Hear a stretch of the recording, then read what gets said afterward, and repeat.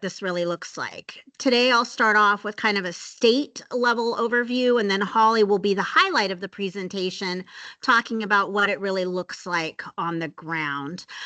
Guthrie, are you able to share slides, or would you like me to do so? I can certainly do so. Let me just pull them up. Great. While Guthrie is doing so, I just wanted to do a quick reminder of why we are doing community college bachelor's degrees and why we're looking, or what we look at in terms of the review of these programs. So we look at things like accessibility, affordability, what is the local workforce need? How is this? Next slide. There we go. Perfect. Thanks. What's the response to the demand? How are we going to fill those critical workforce shortages? These programs are designed to be flexible, create seamless pathways, and opportunity for educational equity. I wanted to point out that those are the basic requirements for a Bachelor's of Applied Science community college degree, but there are also some additional specific requirements of the Bachelor's of Science Nursing, which includes post-RN licensure. This program is offered after the licensure happens. Students are admitted after earning an associate's degree in nursing. Today, we're going to talk a little bit about what is known as the consortium model and share what implementation looks like. Next slide, please.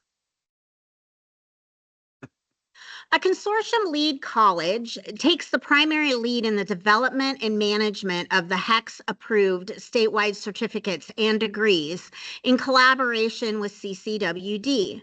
Participating colleges and educational providers, in collaboration with business and industry partners, agree to abide by consortium bylaws, HECC standards and assurances, and policy requirements of the program approval process. Statewide program is not necessarily offered at every community college. For example, our emergency medical technician, Associate of Applied Science degree, is a statewide program, but not every Oregon community college offers it. These degrees are developed, applied for, and continuously monitored by a consortium of partner colleges. Next slide. So why would we want to do an approach using a consortium model? Well, some of the key reasons will be because there's a defined partnership and roles and responsibilities between the colleges and the consortium partners. This leads towards increased transparency, collaboration to increase student success by sharing of promising practices and resources, and it allows for the leveraging of resources and expanded employer engagement. So what do those agreements look like? Next slide, please. There are some key elements in these agreements: roles, responsibilities, and how communications will happen. The lead or the chair are responsible for communicating, cooperating, and consulting regularly with each other, employers, workforce partners, professional associations, licensing organizations, regulatory agencies, and other key stakeholders. And they work in partnership with CCWD to develop, operate, evaluate, manage, and improve statewide programs. They have to meet the same HECC 5 program approval standards for career technical education certificates and degrees. And our staff provide technical assistance and tools as the consortium forms, and we try to support them in creating the consortium agreements. We support them in aligning curriculum and submitting documents required in the 3-phase approval process. All participating colleges are required to formally opt in to the consortium and submit a notice to create a consortium, along with the submission of the consortium agreement to CCWD, which is why you saw all the individual applications that came in with the consortium back in February. Next slide, please. So how did this all manifest for the Bachelor's of Science in Nursing at colleges? Once the consortium was formed, the partner colleges began the three-phase application process. In phase one, colleges identified and documented the need for the degree in their service district. We evaluated that submission in phase one and their submission for phase two using the rubrics that we've shared with you previously and using rigorous criteria to ensure that those standards are met or exceeded. Colleges have an opportunity to respond to staff feedback and may provide additional information or clarification to meet those approval standards. The final staff review in phase three is completed before commission approval. Next slide, please. And just in case you were wondering what role your commission staff play, this slide shows that it is indeed a team approach, one that has clearly defined roles to help shepherd the application through the process. But that's enough about me and the role that our office plays. Holly's going to share with you what it looks like on the ground. Holly, how about you take it away? Good afternoon, officially 9 minutes ago. My name is Holly Nelson. I'm the Chief Workforce Innovation Officer at Chemeketa Community College and get the opportunity to lead this six-school consortium developing the RN to BSN. So next slide, actually go to Guthrie if you would. So a little bit about what I'm going to talk about looks like in just a few minutes. So I'm going to talk pretty quickly, but literally how we got here, what that looks like. Donna's given a good overview of the process, but how we got here, what our collaboration looks like, some of the debates, I will call them, that we've gone through in the process, and then truly what our actual degree is looking like. So next slide. So the 6 schools within our consortium. So these 6 schools, when we started this conversation 2 years ago now, these were the 6 community colleges that were not part of the HECC curriculum, which is a pathway and partnership between OHSU and other RN community college programs. We were not part, all of these 6 were not part of that. So in terms of how did we decide? That's what was decided, and so that we didn't mess up or really, think differently about that partnership. That partnership is a great thing for their communities, their students, but we were ones that were not in another collaborative partnership. So that's how that was decided and why, who is at the table as part of this. Next slide. So creating the consortium, Donna already talked a little bit around what that looked like in terms of the actual process, but that was actually the very first set of paperwork that we submitted. It was fun to look at the slide and think, oh my gosh, that was almost exactly a year ago that we were officially a consortium in this process. So we had worked on creating our bylaws and really the agreements of how our consortium was going to work. It's really the voting process. If we have to do an official vote, this is the voting process in and amongst our consortium. Next slide. So the collaboration among our 6 schools, we're really working, like Donna said, to do RN to BSN. We all have an ADN, which is an associate's degree in nursing, or the licensure piece and the external piece is a registered nurse. We all have those programs already. This is literally taking those 6 different degrees and then adding on the bachelor's degree or the BSN as part of that. So as part of that as well, we have been talking about how to make that happen because there's all kinds of additional things that we need to be thinking about. But essentially, we have a learning management system. Most of us are in Canvas, but we have a separate learning management system because of some policies and procedures at all of our institutions and with accreditation. We will be putting those 6 schools together and our students together with a separate license to LMS. And then essentially, this is an online program for 60 of the credits, and I'll talk about those 60 credits in a minute, that is really the didactic, or that's a keyword for lecture classes, right? We've really already done that very hands-on work in the front part of the degrees. It's heavy in our RN degrees, and that's where that hands-on piece is. So this is not taking away the concept of a nurse hasn't actually touched somebody or had hands-on skills. We're adding on to those skills. So next slide. So in terms of how we're doing this work, we initially started with several subcommittees out of our consortium that are working on specific pieces of developing the degree. These were the initial ones. We have since I actually created this slide, we are now talking about, we just had our meeting on Monday, we're talking about 3 additional ones because of additional things that have come up in our accreditation process. But these were the ones that we really started with, developing the curriculum and having a collaborative process to that, how we were going to decide of sharing admissions and students, what that looked like, our memorandum of understanding of shared services. So this is truly a shared services model, the consortium agreement, and the bylaws, which actually puts us into voting for things. And then the infrastructure, and SIS is a student information system. So the things that students have to register through and then connect them all on the back side of things.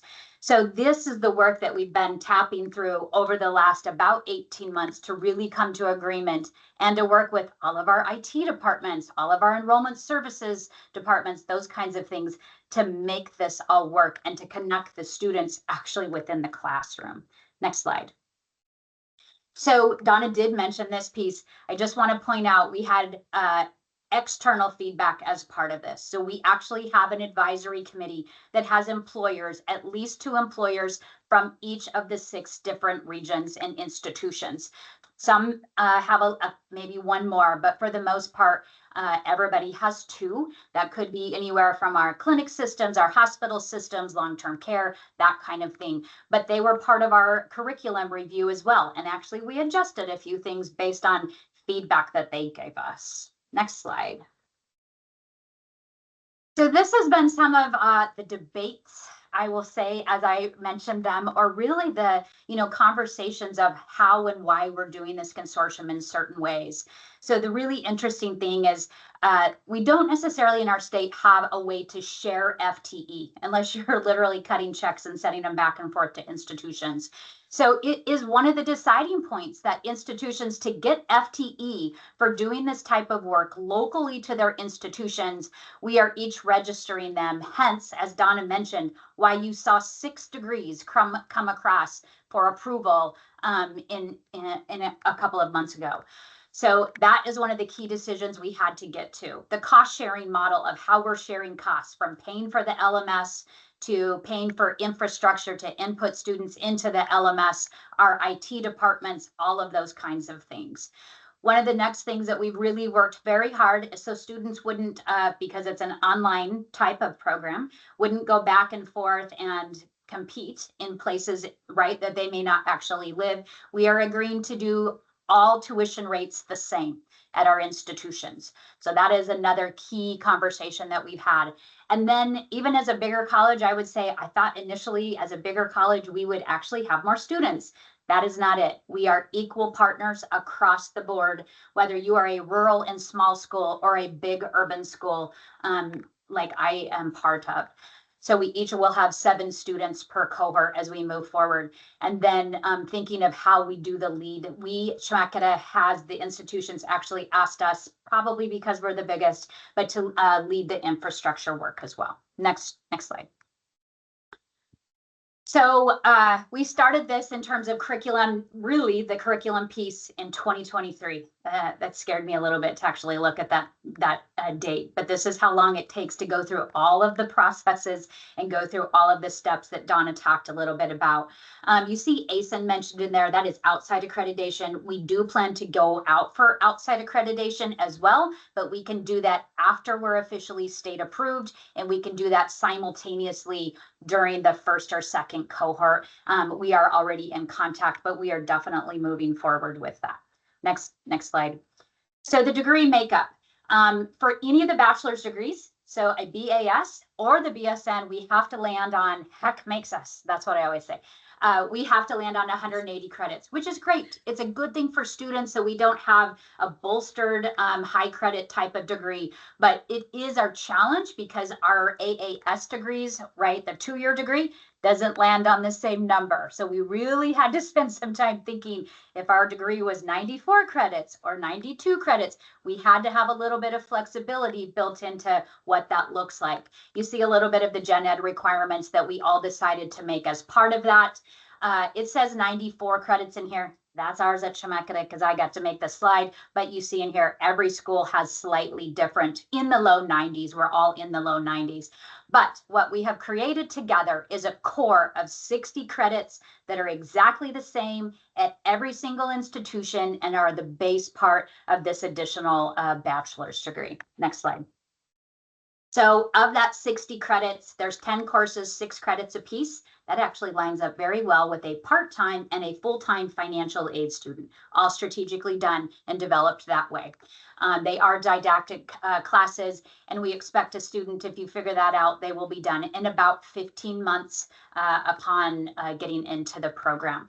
There is some additional things you'll see. We still have a capstone and a clinical piece. It is a very short clinical piece, usually out in community health, where they haven't done a lot of their kind of hands-on portion in the ADN degrees. Next slide. My favorite part that I just want to point out, you'll see some other things. We're looking at using other credits like credit for prior learning, which is absolutely a possibility for nurses, and especially most of them are probably working while they're doing this. Looking at utilizing time preparing for the RN licensure exam. And my favorite part is they will be able to use some of those prerequisites that we all hear about in nursing, that they have a lot to take to get into a nursing program. They can actually use some of those credits now as part of their BSN. Next slide. So the next piece of what we're in the middle of right now is going through our accreditation process. We've got the next one, please, which is NWCCU. We've already submitted.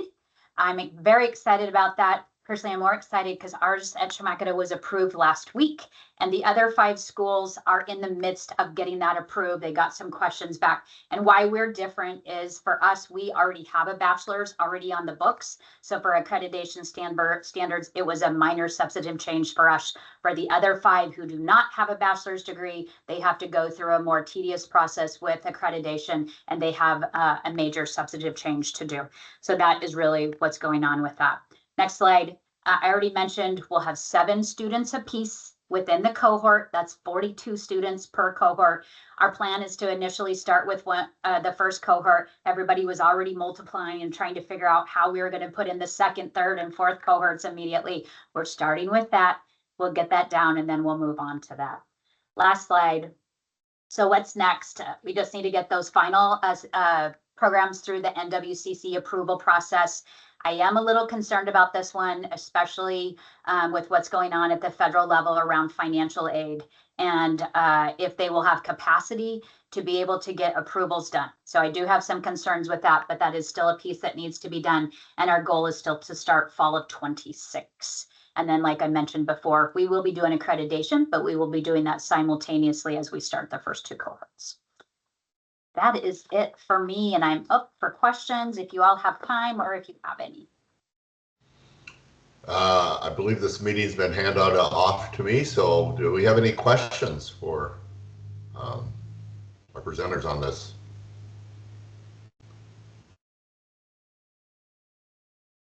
I have, Holly or anyway, I have a couple questions or comments. First of all, I just want to thank you. I've been excited to hear more about this collaborative program for quite some time, and I think in terms of the presentation that Chair Rowe and myself gave right before this is just recognition that we need to think very more deeply about what does collaborative curriculum or program look like, and I think this is a step in that, and I just appreciate the way your schools are working together on this in a critical need area.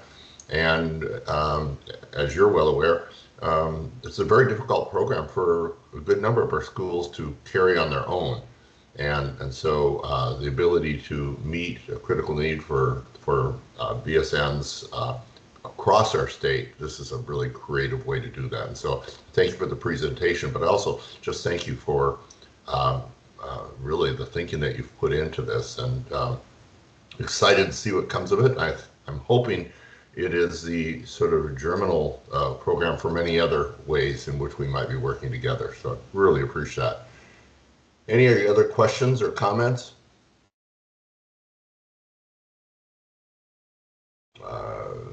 Yes? Yeah, thank you so much to both of you. Thank you. Great. I think we're going to move on now to our consent item on major transfer map curriculum in the computer sciences area. Is that Lee here? Yes, I'm here. Oh, thank you. Good. Okay. Hi, everyone. For the record, I am Lee Graziano, Academic Policy Specialist in the Office of Academic Policy and Authorization. And we have a proposal for some modifications to the major transfer map in computer science. Our administrative rules prevent institutions from making curriculum changes once a map is approved without going through the transfer council and having those modifications reviewed by a faculty subcommittee. We have had 2 of those, one from OSU and one from PSU. I would say that this is the start of exactly what we want to see happen. We want to see universities start to factor major transfer maps into their curriculum decisions and into how they think about changing their majors and their general education programs. OSU has added, besides making some factual corrections, has added their core education into the map. This means new students that start get the benefit of an easier and smaller general education program, one that's mapped very specifically onto the core transfer map. PSU similarly made changes to their upper division to remove the kind of very specific requirements that actually made it prolonged completion for MTM students. And they did this specifically to make completion easier. Neither set of changes has any impact on the associate degree that you already approved or anything that students take at the lower division. They're all changes that either happen at the upper division with no change in credit or time, or the addition of the option of following a new gen ed program, which will ultimately make things easier for students. And so Transfer Council has recommended the adoption of these modifications to you. Well, Lee, thank you very much for that update. Are there any questions for Lee?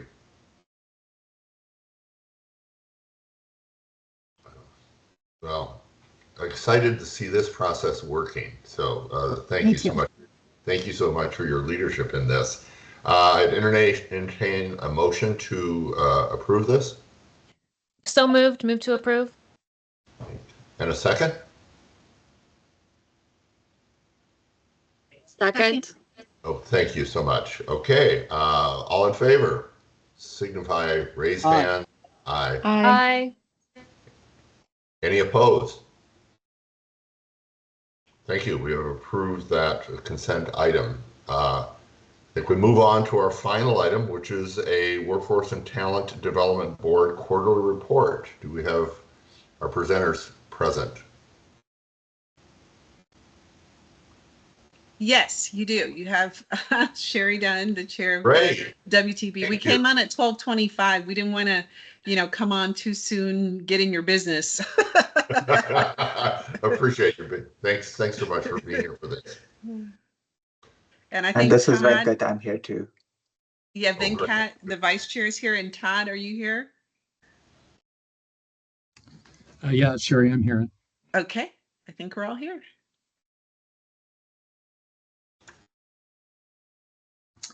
So, Sherry, do you want to go ahead and kick us off? Members of the commission, my name is Todd Null, and I'm the director of the Workforce and Talent Development Board.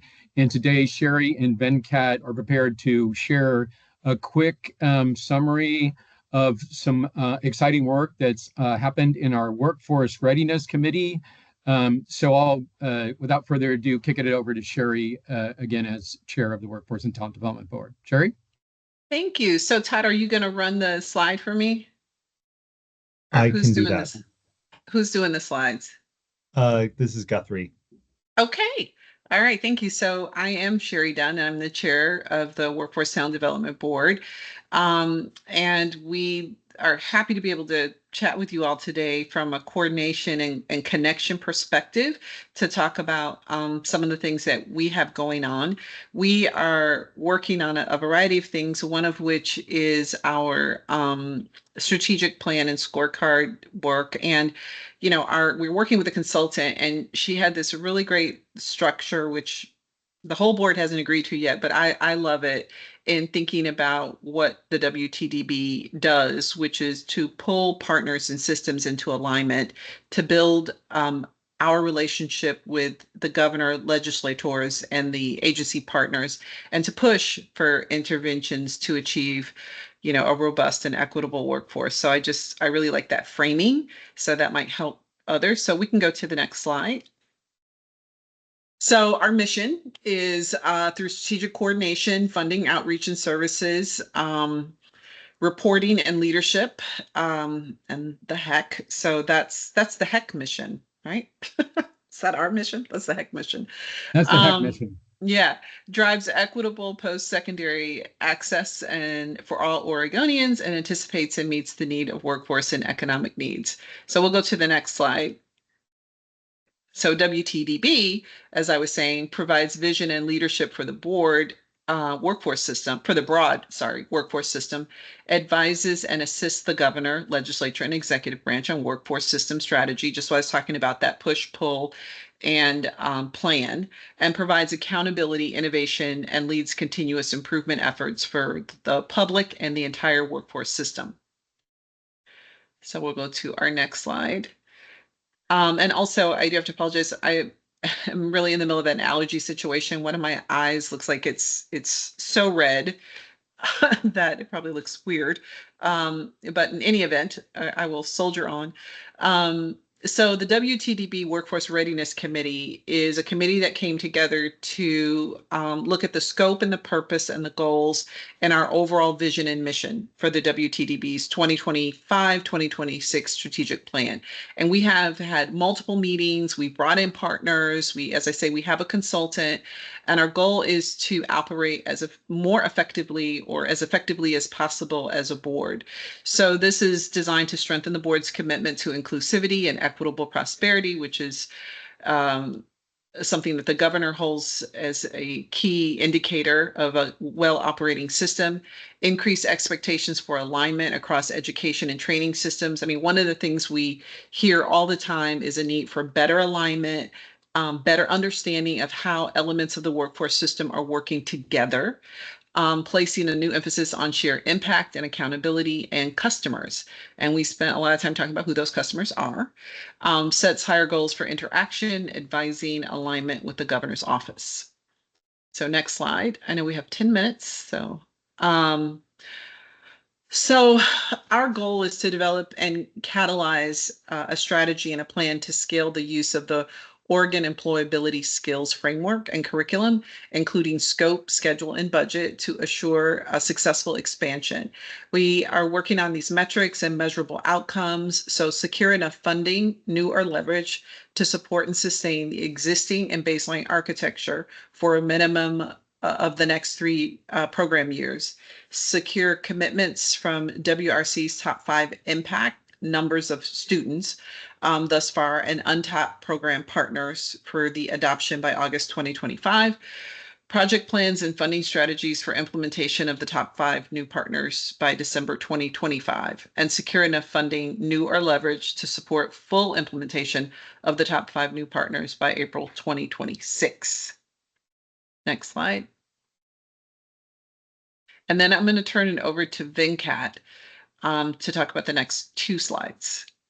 Thank you, Sherry, and I'm very happy to be here. By means of a very quick introduction, I've spent 30 years in the technology industry, starting with Intel, a small startup company, and then with NVIDIA for the last 18.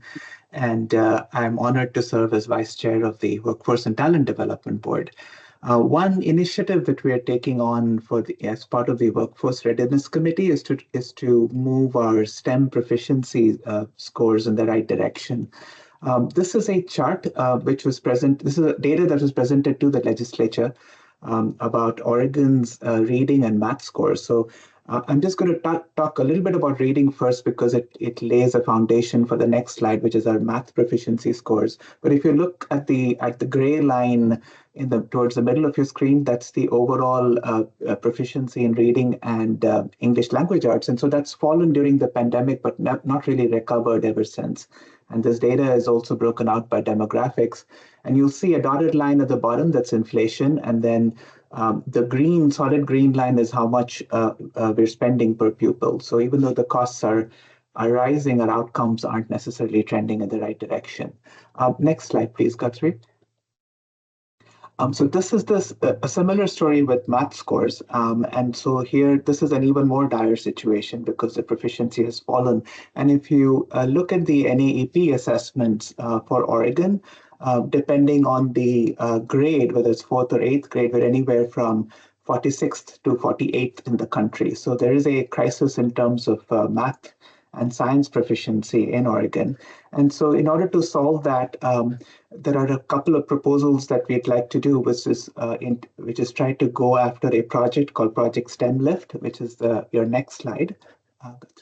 So what we're trying to do here is to turn around these proficiency scores. And one approach is to research and pilot some of the AI tools that we have available and integrate them into the classroom.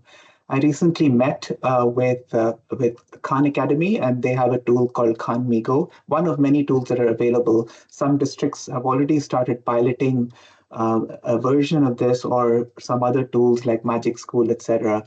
But what we want to do is to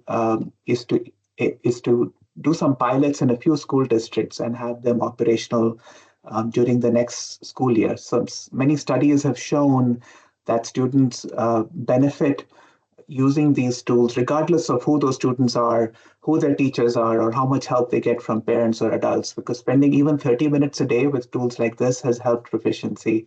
So it catches up students who are behind and helps others at a grade level advance even faster. So what we'd like to do is to do some research and then advise the governor and the legislature on pilot deployments to a few school districts to improve our proficiency crisis. And so there is local control, and so we'll still have districts retain the freedom and choose their instructional tools. But I think if we are able to pilot this with some help from the legislature, then we can remove some cost barriers and ensure all students, including those in under-resourced areas, can access high-quality AI tutoring and prepare them for a future which is an AI-driven workforce. Next slide. So the commitments from the Workforce Readiness Committee, we want to systematize early college credit and dual enrollment, like dual credit opportunities. And so this work is already underway. And then there's an additional initiative, which is CTE for All. And this is supporting ODE's efforts to connect schools and communities. Next slide, please. And I know I have 1 minute left, so there are a couple of requests from the Workforce and Talent Development Board, and Sherry, I'll fill in for you if that's okay with you. The first one is we'd really like somebody from the HECC to join the Workforce Readiness Committee, and just for increased collaboration and alignment. And secondly, we would like the HECC to continue to assess what our employability skills and STEM proficiency efforts in colleges and universities, and exploring strategies on integrating the development of these skills into post-secondary education. Yes, thank you, Venkat. Thank you, Venkat, very much. And that is, ultimately our goal is to increase that collaboration and alignment. And that is why we have, started to do these updates. And this would be a more formalized way, specifically around workforce readiness, to achieve that.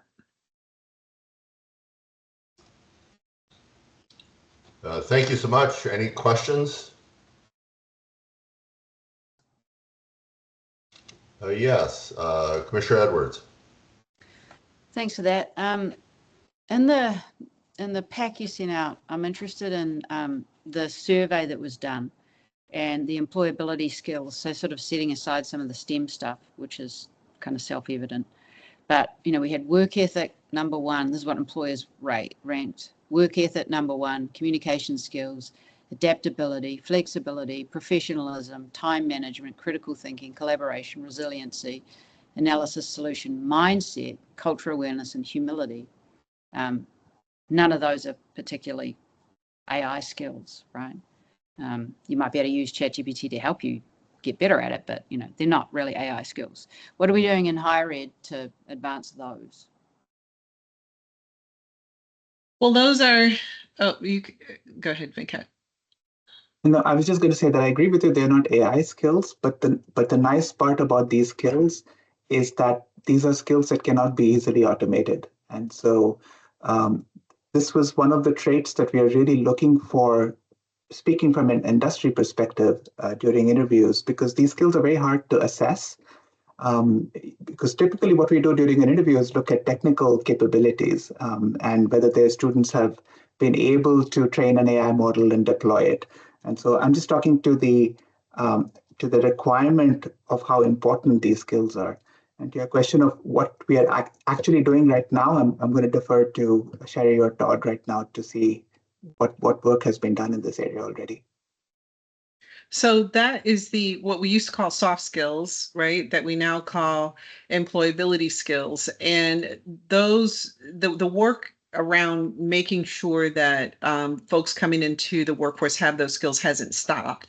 The local boards have that support that they are working with to provide those skills. But this particular initiative is really about that employability technical skill that is something that we see is missing, and that this industry is about to take off, and we have a good percentage of people who are going to get lost. That doesn't mean that the other ones don't matter.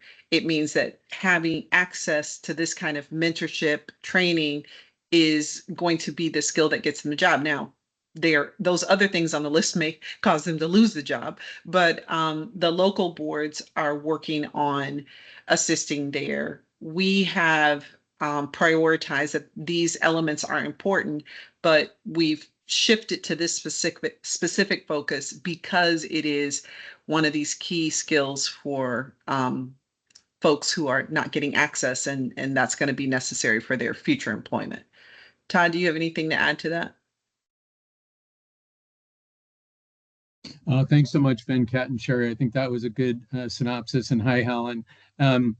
Yes, I think, again, what we're trying to illustrate is there's a new charter that was developed for the work in the Workforce Readiness Committee, and the top two priorities within that charter and the work of the committee going forward over the next biennium are, one, those softer skills around employability skills that we have conducted surveys on that included, I think, over 62%, if I remember right, responses from employers in terms of what are top priority softer skills that are lacking oftentimes in current and newer employees. And then marrying that with our other key priority, which Venkat touched on, which is around, the STEM skill set, including AI.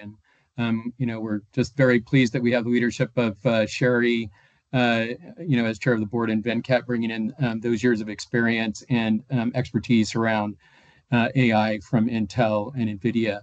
So, Helen, if there's additional information you need or want around sort of the surveys and the results, there was one that was commissioned in partnership between the WTDB and the Oregon Department of Education. And then there's another one that's referenced in the docket item that I can forward to you in more detail, which is more of a sort of global take across multiple countries. So the purpose there was just sort of illustrate the overlap and interconnectivity between what we found in the state of Oregon in terms of priorities on employability skills versus, and not surprisingly, in alignment with other countries across the globe.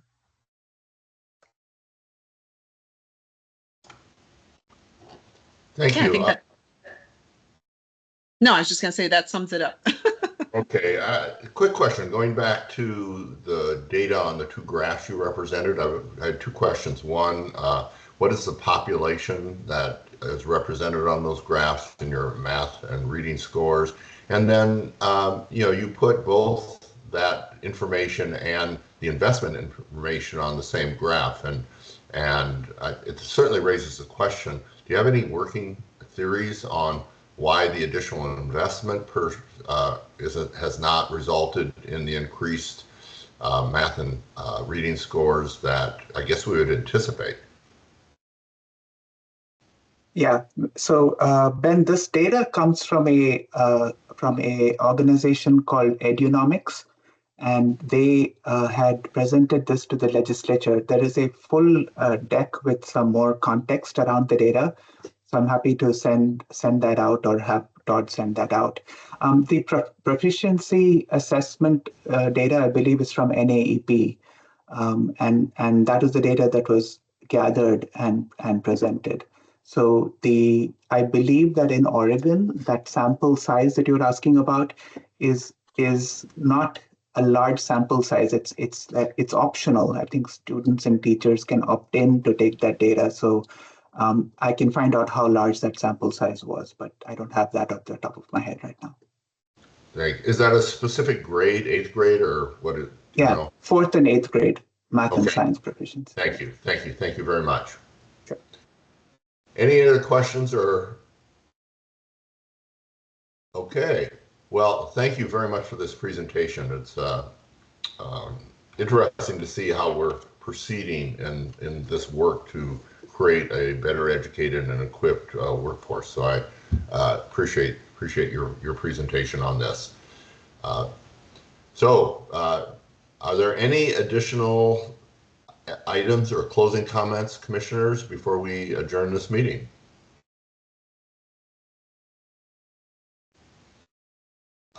Hearing none, I'll call this meeting adjourned, and I thank you so much for the time and engagement you've given to significant, looks like I do have a comment from Commissioner Bisco. Is that true? Not a comment. I was trying to wave. Oh. Okay. Well, thanks to you, the music, I guess, is adjourned. Okay, just regular wave. Thank you so much. Bye-bye. Thanks so much. Thank you. Bye.